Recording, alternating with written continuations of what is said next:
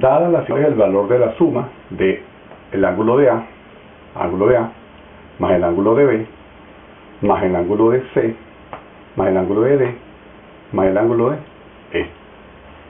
Aquí, repetir, el ángulo de E. Veamos. En primer lugar, observo que aquí está el símbolo de, que es un ángulo recto. Por lo tanto, por ser ángulos opuestos, este otro ángulo es recto. Por ángulos opuestos, aplicando la propiedad.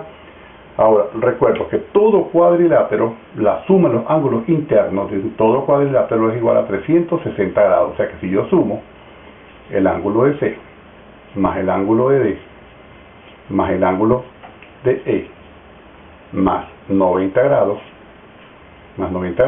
me tiene que dar 360 grados. ¿Qué quiere decir esto? Que el ángulo de C más el ángulo de D más el ángulo de E es igual a decir 360 grados menos 90 grados, porque está sumando, pasa restando, el ángulo de C más el ángulo de D más el ángulo de E va a ser igual a 270 grados. Ya tenemos el ángulo, la suma de ángulo de C, D y E. Nos faltan A y B. Sabemos también que la suma de todos los ángulos internos es por ser cuadrilátero. Ahora, en este caso es un triángulo, por ser triángulo, la suma de los ángulos internos de todo triángulo es 180 grados.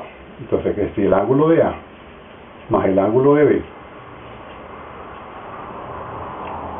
más 90 grados tiene que darme 180 grados.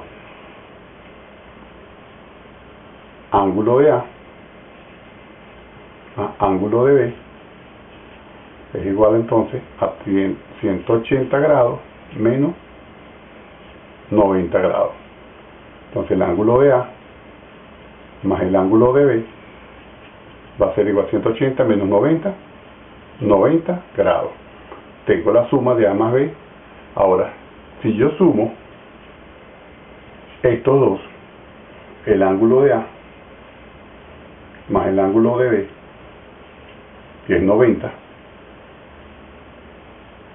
acá, más el ángulo de C, más el ángulo de D, más el ángulo de E, que es 270, tenemos que obtener un valor.